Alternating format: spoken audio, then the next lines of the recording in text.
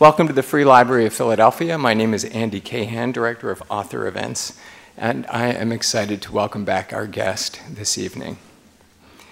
Amy Tan has been to the library more than a few times over the years, so by now, I expect many of you know a good deal about her writing. What you don't know a good deal about is Miss Tan.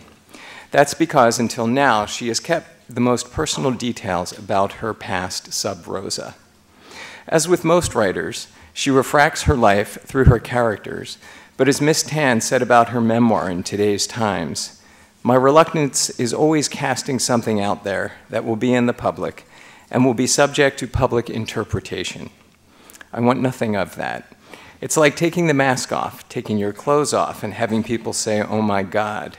It's nonfiction, and people can make fun of the way you think or say, "Oh, that was trivial." But I think considering her number of adoring readers, she won't have much cause for concern. Miss Tan will be in the able hands of Laura Kovacs this evening, the producer of our popular backstage video series, 20th and Vine, and she's also the Associate Director of Author Events. Please welcome Amy Tan and Laura Kovacs. Welcome back to the Free Library. It's great to be here again.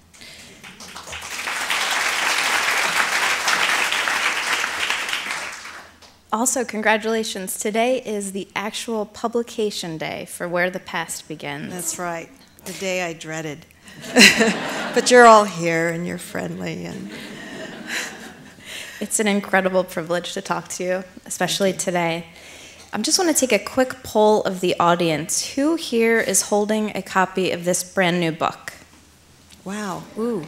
Did they make you buy this to get in here? We are off to a great start. In describing the book, you said the continuous epiphanies are the reasons you're a writer and always will be. What did you learn about yourself in writing this book? I can't even begin to tell you all of the things that went on, discoveries that were really awful. For example, that I was not my father's favorite. That's not an epiphany, that's a fact. But the epiphany had to do with this need to belong in a certain place, for example. The epiphany had to do with realizing that all of my imagery and my imagination relates to an emotional core that keeps expanding and becomes more multidimensional. It had to do with seeing my mother in a different way that gave me, made me very much more sympathetic to what she'd gone through in terms of loneliness. So it was constant. Every day was an epiphany, joyous, tortuous, life-changing. Your correspondence with Daniel Halpern is so interesting and revealing. At one point he writes, "I don't need to see your edits, I'll feel them as I read." How was the writer-editor relationship different with this book? First, you gotta know, Dan Halpern is my editor, but he's also the publisher of Echo. And first of all, he's not the usual kind of editor. He's this person who's a poet, a dreamer, and he's somebody I absolutely had to trust with very, very rough drafts. And he believed in me, and he encouraged me. He knew what I was writing before I knew it. He knew I was writing memoir, and he couldn't say the word because he knew I would run off scared. You know, and I always worried that my prose was really, really bad, really trite and rough. And it is. You know, I'm really upset when I read some of these sentences. I should have done 2 more edits, but he would just say things like that. I will feel them. I will know. I will understand your book even more, and I know where you wanted to go with this. So that's Dan. That's an amazing editor to have. And he helped me with the other book we did together, The Valley of Amazement. This book really is also his book because he guided it so much. He did not use the word chapter because I said, I'm just writing, I'm spinning out material, we're going to decide later what I'm going to do with it. Spontaneously doing this, it's all going to be rough. Do not say anything about it. Do not tell me it's good or bad. Don't tell me what you think it's about. And then he said, fine. And he was forbidden from using the word chapter. And he had to do it. Every now and then, though, he would say, yeah, I read that and it's really astonishing. Oops, sorry, you know. Or he would say something that he talked to somebody about, and I would get very, very upset. So it was just a book between us. You've mined your past for this book, but even your past from before you were born. Will you explain your theory about how the fictional mind works with memory? What I discovered, especially in writing this book, is that memory has a lot to do with emotions that are embedded, and that this is true neurologically, and in other ways that memory works. And what I mean by that, you know, take the model of PTSD. It goes into a part of your brain known as the amygdala, and it's where every horror nightmare is embedded. And in there, these are stories that have been, you know, they're engraved completely with all the visceral reactions you had as they were happening. They are there, hidden in the amygdala, because they're not a pretty thing to relive, which many people with PTSD know. Fiction is a subterfuge for saying, no, they're still hidden. You're safe. You can go in there. When I start to write fiction, I find I'm going into various directions, and I'm often guided by emotion. And suddenly I find I'm at a place that feels very familiar. And that's part of the epiphany. And what happens is I gain an understanding. It's not a resolution. It's not like one of these movies where somebody remembers the sled and then they're cured, or, you know, that you understand the movie, that it was about this or that. It is simply a larger understanding. And that's an epiphany, the larger understanding. You can still be outraged, pained, and everything, but, and that's part of it. So the fiction, because you think you're safe, and you give this person a character, and you're observing. You've always observed as a kid. All the observations the character has, you have observed, and you're going there. It brings out the memories, but it also drives the fiction. It's a two-way street. It's mutually compatible, mutually beneficial. After the joy... Do I sound like I'm crazy? Okay. You sound very smart. I think there are a bunch of psychiatrists in there going, oh, yeah. Borderline. Okay. After the Joy Luck Club, your mother gave you permission to write the truth you write about in the book. She gave you permission to write the truth, to change the past by replacing the power of shame with outrage. Is that an idea you would agree with, writing to change the past? No, I don't really want to change it. She wanted to, I think what she meant was, in a way, to change our reaction to it, and so that there wouldn't be shame in front of other people, but not for me to fictionally change it and make it a happy ending. She wanted me as a witness and to say, this all happened, you can't change that. That happened, I felt that shame. Society was like that. No one can change that. I'm going to always have that pain and always feel that. But she wanted the witness so that she could come out of it and feel that somebody had sympathy for her. And that's what I did when I was writing. I also felt that when I was writing this book, one of my epiphanies is that I was the witness to my own childhood. And I had to refer to myself in one instance in the third person because I was both the witness and the child again, and I couldn't be both. You know, I had to have that distance where I know I survived as an adult, and I'm looking at it, but, and I needed the subterfuge of the third person, although it was just very close to what my experience was. And again, it was to go through that and to understand what happened. And to say, yeah, I deserve to be mad, or I understand now why I have such a strong need for control. That scene you're referring to is easily one of the most harrowing scenes in the book. I was struck by the writing. First, there's a process of recollection, of transcribing the events as they happened. But then there's the art of writing it. Can you talk about the craft of writing a scene like that?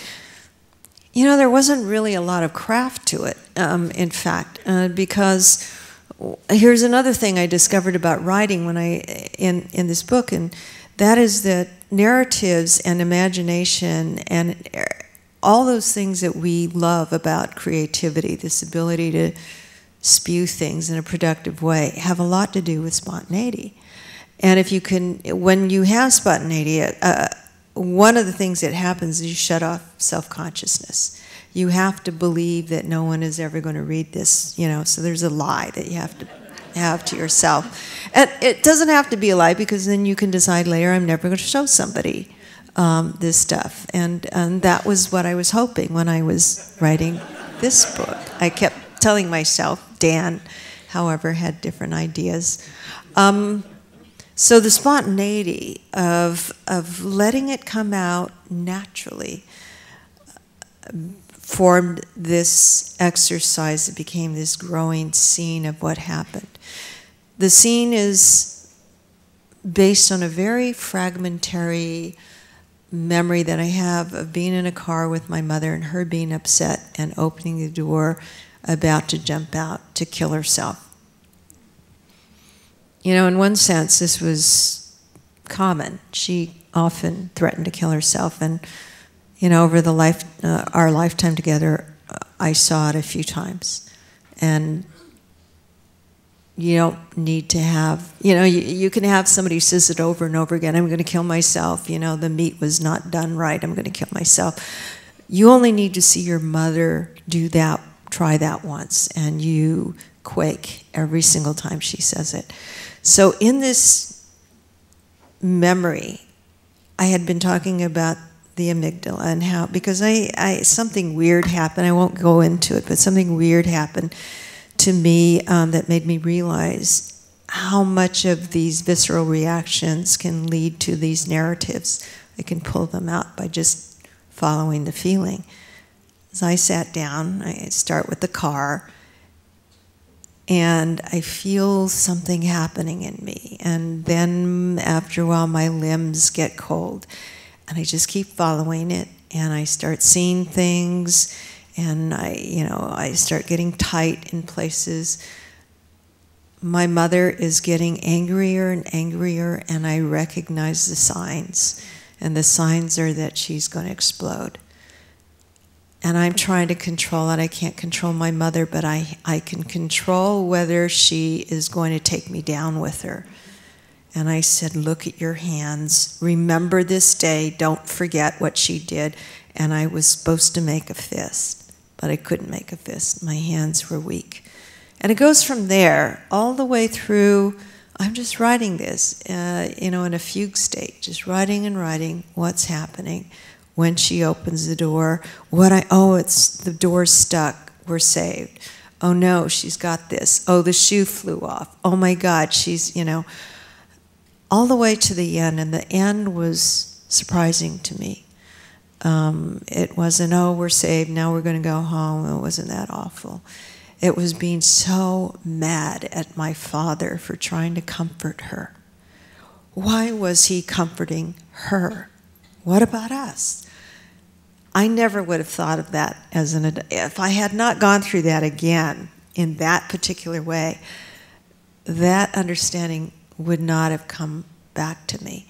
And in the end of this fugue memory, I was asking questions like, what's going to happen when she gets back in the car? Is she going to try again? How's he going to hold on to her? Is she going to get in the back with us?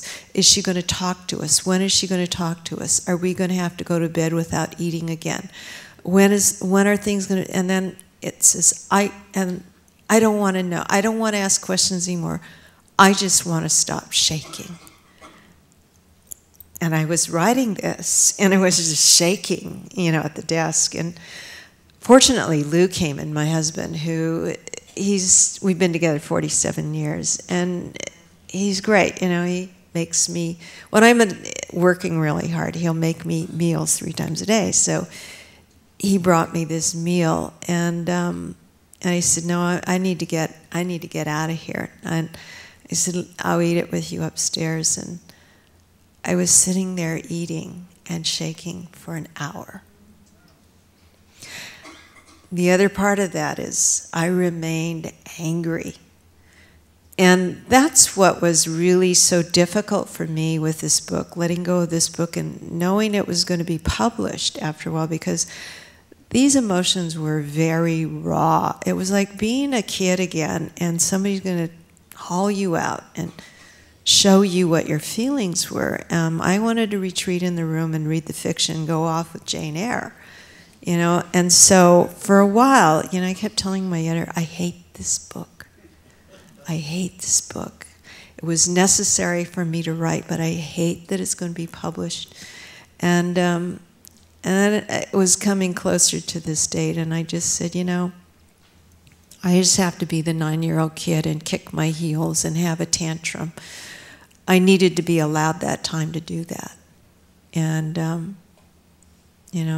somebody said, how do you feel now? Because it's the day before this day. And I said, I've accepted it, in the same way I accept that death will happen. And it's inevitable. You can't stop it. So there it is. There it is. Going through your father's belongings, you came away understanding that his need to find meaning and show compassion led him to the ministry, and it was those same needs that led you to writing. Yeah. In what ways? My father's needs were based on a number of things. One is that background, his family they were evangelical Christians, Methodists. And with that, kind of upbringing, he, I think, had great torment in the fact that he started an affair with a married woman, my mother, who also had 3 children. My mother eventually was jailed, and because of this affair, and later joined him in the States. Imagine somebody who's an evangelical Christian being faced every day with a woman who reminds him that he broke one of the 10 Commandments. So he was looking for guidance. He got accepted to MIT. Can you imagine what our family would have been like had he gone to MIT? We would have been well off, we wouldn't have, it just would have been this different life instead of being raised by this impoverished minister. Anyway, what he did, and I'm piecing together a lot of this based on what I found in the journals and in these boxes, is that he needed to find direction, and he heard God telling him that he should join the ministry. This was going to be his meaning in life, to save other people. He used to talk about this, that God gave him this direction. He would say it it became a ministry. He would say this in his sermons. And I actually believe this to be literal, that God would speak to you and give you the meaning of your life. One day, I walked up the aisle. You know, they would have these invitations at the end of the service to come up and declare that Jesus is your Lord and Savior. And I pretended that I had heard God tell me that He wanted me to say this out loud, and I walked up, and I knew it was a lie. I had lied in front of my father and the church and God He knew. He knew that I was lying. What that did, though, I mean, what was going on in my head is, instead of God, I had a conscience that would, and a narrator that would observe things and tell me what was going on at the moment they were happening. God was supposed to tell you what to do. I didn't have a God telling me what to do. I got to decide, and then I got to assess that it was a very bad thing that I had done. But the same impulse of wanting to have some kind of guidance in your life, something to believe in, and to believe in very strongly, came from that father with those evangelical beliefs. And it was transferred to me and transformed by myself into a need to have my own, to make my own beliefs, to find them, and to also find meaning in some way. And the whole, this notion of meaning has been so nebulous to me. But one of the great parts of it that I think was clarified to me is it had to do with feeling deeply and always asking questions and knowing what I believed, writing it down. If I didn't write down what I believed or felt for the day, those memories of what happened at that moment that I was feeling it, they were like little deaths.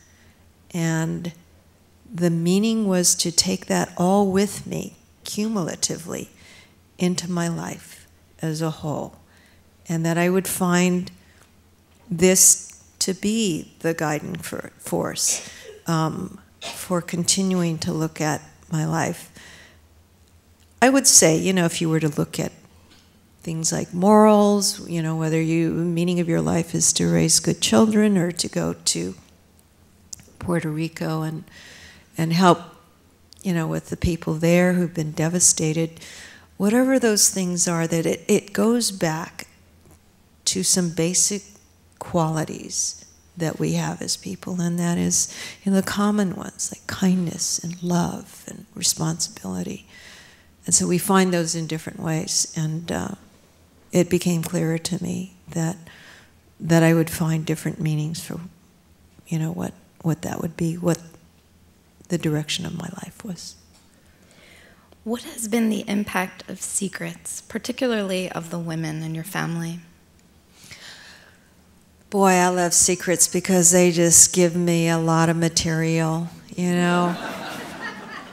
What's in secrets are, you know, there's a secret because there's a contradiction. There's somebody who's told you this and somebody who's told you that, then they emphasize something. It's very important for you to believe that it was intentional, that she meant to die because she put the opium in the sticky rice cakes. Sticky rice cakes, you know, they were so sticky you just can't get them out of your stomach once you've swallowed them. And that meant, and then there's my mother who said she never intended to die. She never would have left me.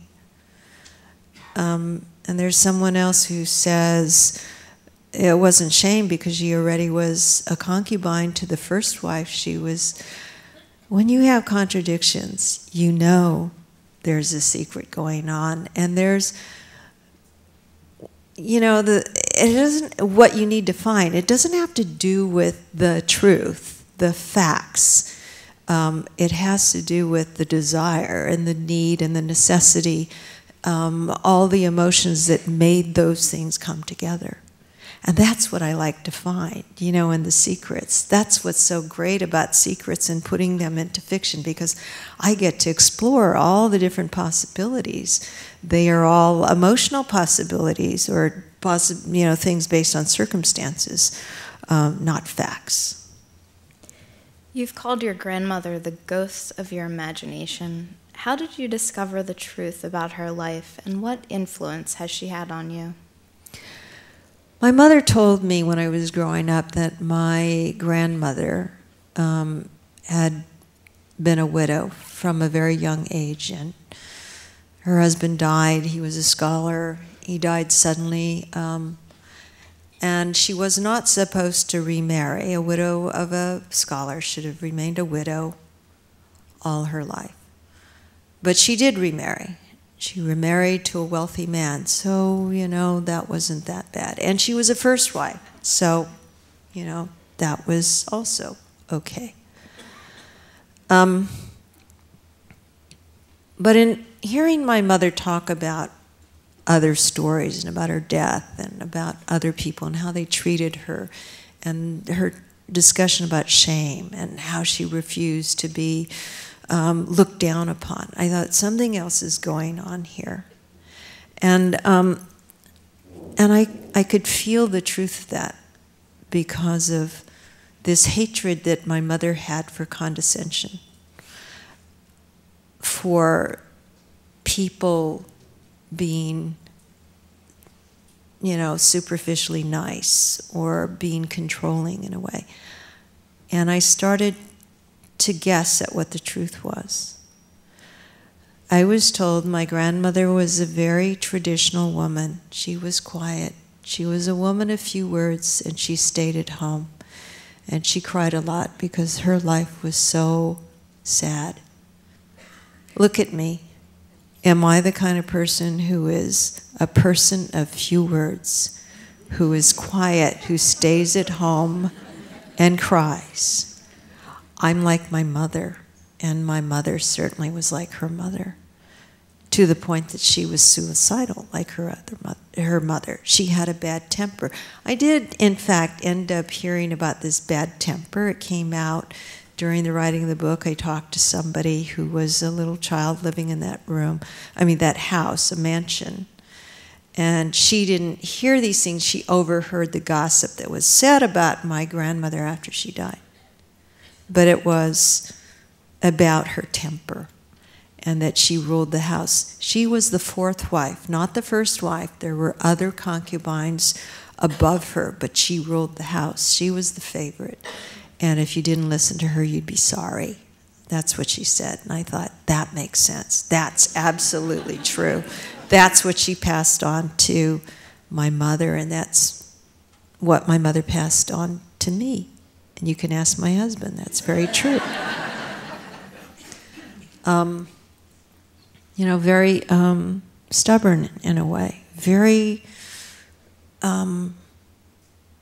almost, I think of some of the things I got from them are bad qualities. You know, I'm very unforgiving.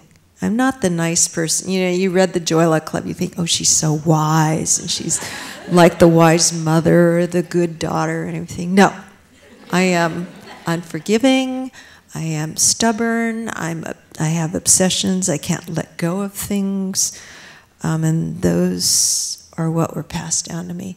So when I write, you know, the person that I think of myself writing for, in order to tell the truth, in order to get to the depth of understanding, it's my grandmother. Or more recently, my mother, who died in 1999.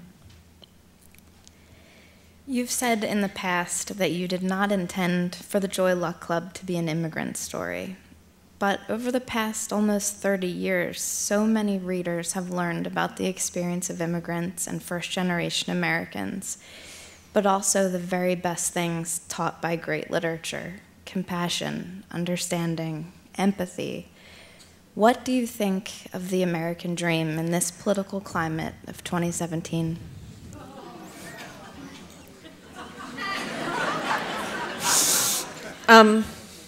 How many of you have read my Facebook page?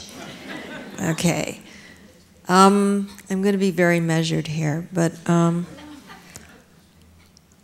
you know, we were a family of immigrants who were illegal. My parents were illegal. We were a family of evangelical Christians. we were a family my father and my brother died of brain tumors within the same year, and healthcare was very important to us.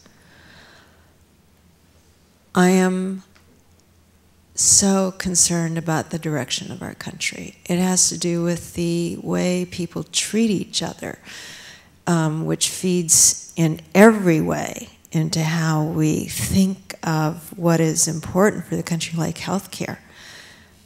I think of the party that believes in a different direction is not the soft liberals that word has become a dirty word. I would say we are those who believe in a different way. You know, you don't have to label it as a party. You can just say it's the party of compassion. Everything about immigration that I believe, everything about health care, about women's right to choose, about how we treat the rest of the world, it has to do with understanding and compassion.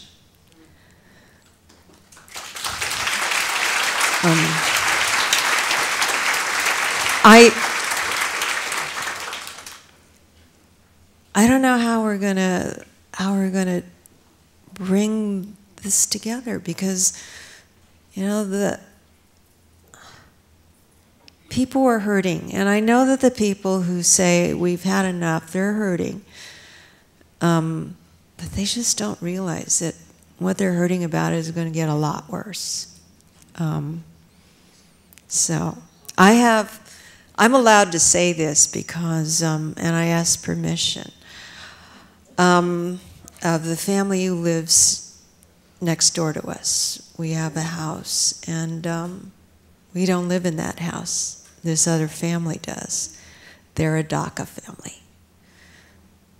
A woman and her husband, college educated, illegal, because they were brought here to this country when they were young.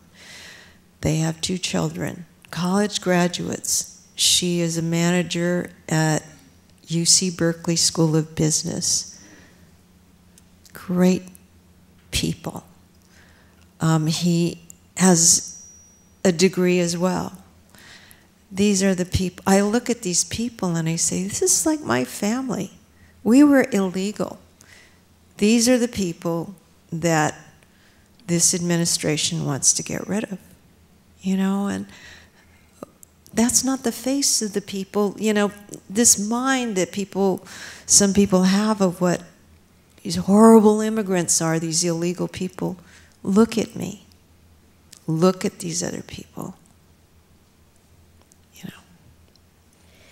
Do you think the role of the writer or of the value of literature is any different now?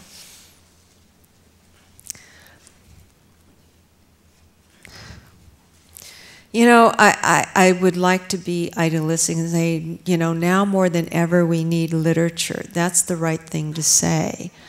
And the fear I have is that we,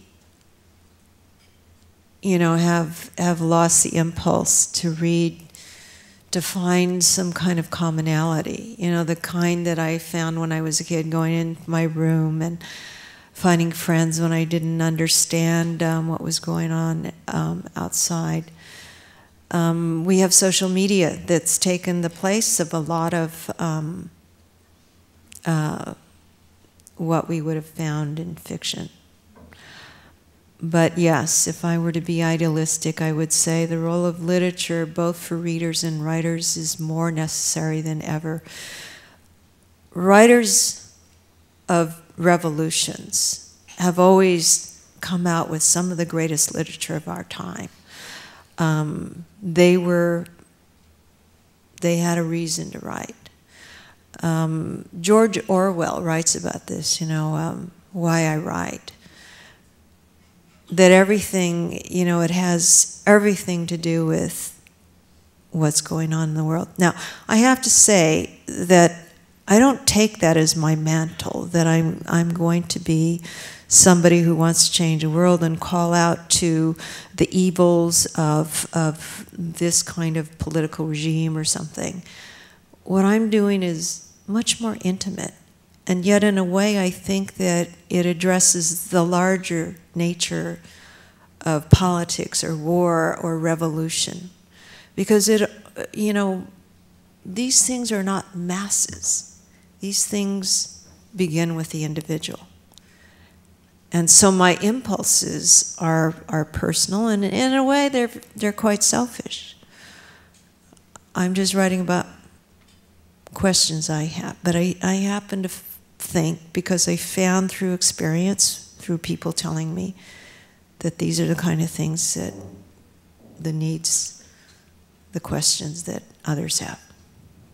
Thank you so much. I have been limited to just one last question, so I'm going to drastically change the tone here. During your time with the Rock Bottom Remainders, you were billed variously as rhythm dominatrix, second tambourine, and my question for you is, what is the wildest backstage story about the Rock Bottom Remainders? Oh my God, where do we begin? The wildest, it was that time we were watching McNeil Lehrer. This is the thing, we're crazy on stage, and I'm wearing this dominatrix outfit, and I'm whipping the boys. They're all bent over, and I'm whipping Stephen King, and everybody thinks this is really great. And, the bad thing is I find out later the boys really liked it, so that makes me think, oh, gross. I thought it was an act, but they really liked it. But in our band, because we're of a certain age, there are a lot of them who were in recovery. So there's not a lot of drunken stuff happening, and it was really true when we were on our bus tour. Instead of, if you've seen movies of rock bands and they're all in the bus doing all kinds of things, drugs or whatever. No, in our band we were watching McNeil Lehrer. The worst thing, I think there was a moment when we were in the bus and Roy Blunt Jr., and I can say this because he's talked about this, and somebody else, they were on the bus, standing by the door. It was Aretha Franklin's bus, standing by the door, peeing, as we were flying by at 60 miles an hour. And that was pretty bad, but we were pretty well behaved. We were adults, and I think it had a lot to do with the fact that many of them had already gone through this wild side that nearly killed them. So, yeah. Thank you for coming to the library again. I'm curious how your books have been received in China and whether that reception has changed over time.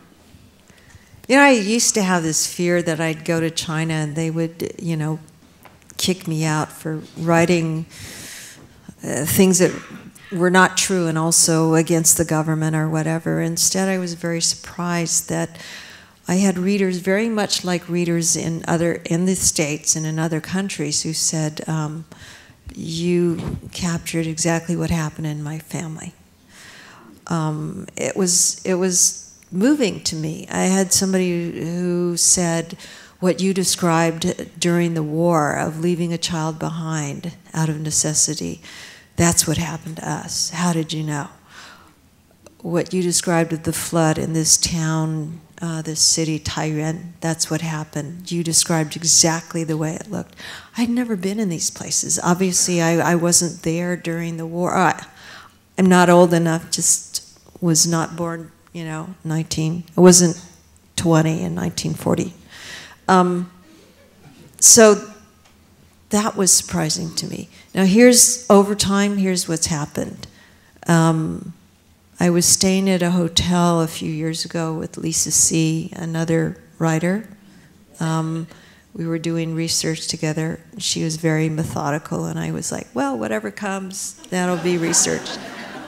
And checking in, and there was a knock at the door. We were staying actually in a hotel that was the former mansion clubhouse of the gangster, the greatest gangster, the worst gangster in Shanghai history in the 20s and 30s, who went to my mother's wedding.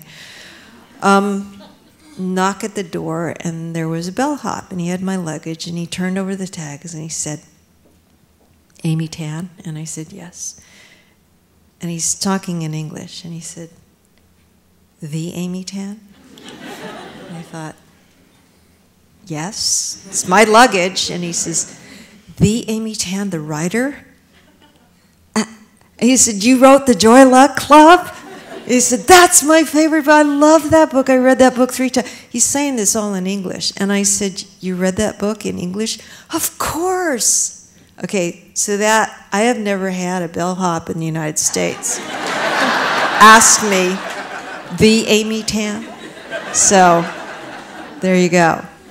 I found that a lot of journalists who went through school learning English, that they were assigned some of my books, and so it's, but I never assumed that when I'm in China that people would have read my books. You know, I'm not that vain or narcissistic that I would ever think that. When I do hear about it, I have never heard anybody say you got it wrong. Some secrets are meant to be kept secrets. I wonder if you've lost friendships over your unraveling of a secret, that they think that their recollection was different than yours. Could you talk about that? You know, the secrets that I've written about, it would be my version of what happened, or my multiple versions of what happened with my grandmother. I had discovered something over the, you know, in recent years, a photograph that made me think she had been a courtesan. That's a terrible thing to say, you know, to even think, for me to even, you know, I could imagine her standing next to me being furious that I would ever think that if it had not been true. And there were so many coincidences that were happening, though, to, you know, kind of lend credence to this idea. And I had to say, oh, is this the fictional mind wanting to find justification to go in that direction? Or is she throwing me clues to tell this secret in a certain way? That was a secret that has other people, you know, other people have a notion of my grandmother that's very sacred. So it'd be some of my cousins, or, you know, my some of the older relatives, and they were, one cousin was very upset that I would even suggest that, and she lives in Beijing, and her father is my mother's brother, who rose up in the ranks of being a young communist, pledged to the communist government, the army. They were part of the you know, Liberation Army. Rose up to the ranks of Vice Secretary of Labor for all of China. You know, very patriotic. His mother had been his inspiration. And now for me to say she might have been a courtesan, I don't think that's inconsistent. You know, the desire to overcome a society, to destroy a society that subjugated women, whether they became concubines or courtesans. But this was a very sensitive thing, and I had to be reminded that even though I'm a modern woman and I can look at this and say society did this to her, she didn't go in because she had a lascivious kind of personality, she would have been a victim. I had to see it from her point of view. And then I went back and forth saying, well, would she have wanted to be remembered as a stranger, a quiet woman who had a few words? So I went back and forth through all this. Well, my cousin was angry at me, and I, rightfully so, and yet I couldn't continue with this obvious lie that she was quiet. Debated with this. I heard recently she's not so mad at me now. But I also told her that I've also gone through all the other permutations of what the truth might have been with this secret. That it could have been something as harmless as her dressing up once a year with her cousin in costumes, because it was just as fun as dressing up in a dominatrix costume once a year to go on stage and do something really racy and crazy. I have to think that I must have gotten that from her. she hasn't heard that version, but she's already said she understands, and she, you know, she's not mad at me. Yeah, there's a danger in revealing a secret about families of a different culture from yours has different ramifications, and you have to think of the dead. You are an unreliable narrator for the dead, and you have to remember you can't make up the justification. So I do this and with all of it and all the feelings of being guilty and bad, and then also determined to find truth. And I will say I'm a very good keeper of secrets. When people confide in me, I don't tell secrets. So I do think it's important to keep people's confidences. What was your relationship to secrets as a child? I was surrounded by secrets and I didn't even know it. There were messages that were confusing. So one of them had to do with these warnings that my mother would give me about bad men and how they would destroy me. That warning didn't make any sense. You know, I'm 11. And she would say things like, don't let a boy kiss you, because if you do, maybe you can't stop. And then you're going to have a baby. And then you're going to be so ashamed, you'll throw the baby in the garbage can, and then the police will come and they'll take you away to jail, and then you'll kill yourself, and then... Now, this was based on a secret. I didn't know what she was talking about. And I found I didn't know she had been married before. She was married to my father, the minister. She had 3 children, my older brother, my younger brother, and me. She had been married before, and she left 3 daughters behind in China. That's a huge secret. Huge secret that her grandmother had killed herself. A huge secret that her husband, you know, was this playboy who brought home women and wanted her to sleep with, you know, all of them in the same bed. That she had been in jail. That she had been raised as an orphan. That her grandmother lived in shame. All of these things came in the way of these warnings and advice. You know, don't let somebody look down on you. If they do, you don't believe them. You know, you are your own person. Don't follow what everybody does. All of those warnings were on the basis of those things that she never told me. And it was great because, you know, as a writer, you get to think about that and be confused and all this contradiction going on, and then you get to write about it, and people end up buying it, you know, buying these books. Now, that is definitely, selling books is not my motivation for writing these. I think getting published is like, it's an impure way to look at your writing, yeah. But I think we all have ways that we've rewritten our lives. And those become the secrets, the things we excised. And there was a lot in my family. And my mother wanted these things to come out after a while. You know, I do have to say this about this man who was my mother's first husband. Why she would give me a warning as bad as that one is that she did try to kill herself so many times because this man was so horrible. It was an arranged marriage. He was a pilot. He was like a movie star. And he could have anybody he wanted, including movie stars. And she said he treated her like a sex machine. He held a gun to her head if she wouldn't sleep with him. He raped schoolgirls. He had his daughters bring home their schoolmates so he could rape them. That is an evil man, you know.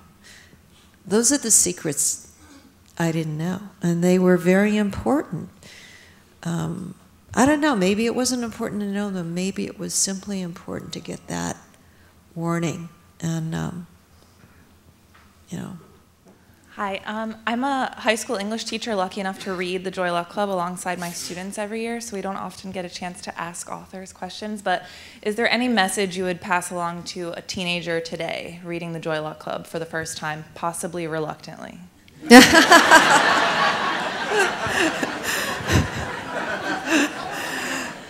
Well, first I would assure the reader that they had every right not to like every book that they read, and we all have our tastes in what makes for a good reading.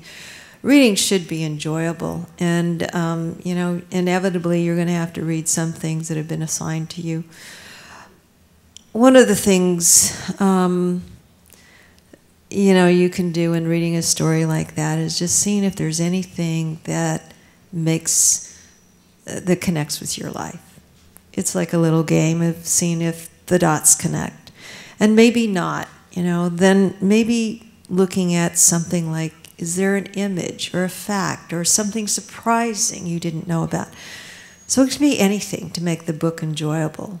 But there's no particular meaning that they need to get out of it. There's no right or wrong way to read it.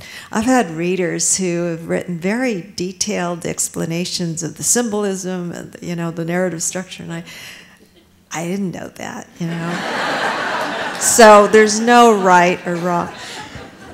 Here's the thing about writing, too. We writers have our own reasons for writing. At least I do. And my writing is never to say, I want everybody to understand mothers and daughters or Chinese culture or whatever.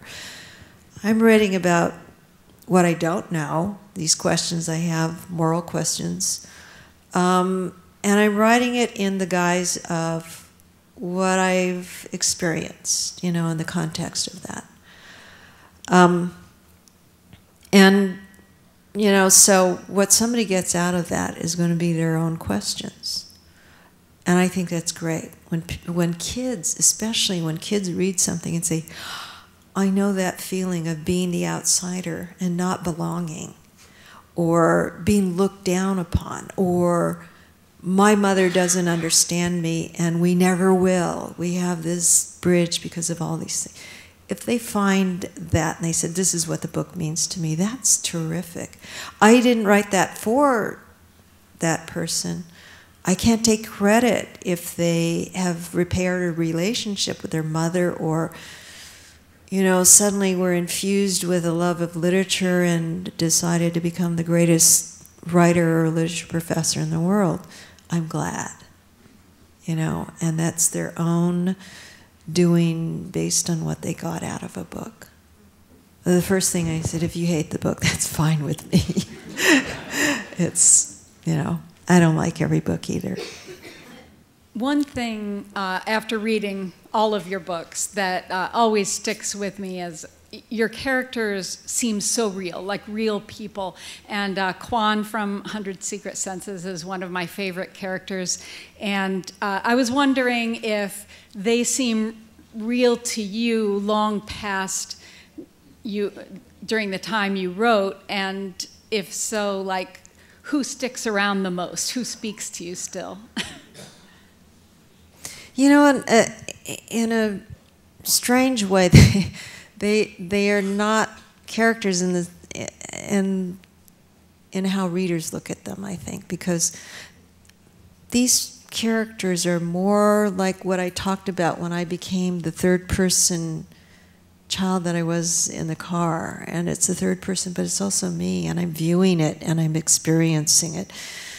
So that part of the character has always been with me. They're not separate. They're not a separate entity. But Quan, I like Quan. That personality is a lot like my mother and how I imagine my grandmother to have been, and probably a lot like me. Some of the characters, I will say, just seem more like my mother, and those are ones that I'm very fond of, like Lindo, the mother in the Joy Luck Club, whose daughter is a chess prodigy. That character is so much like my mother.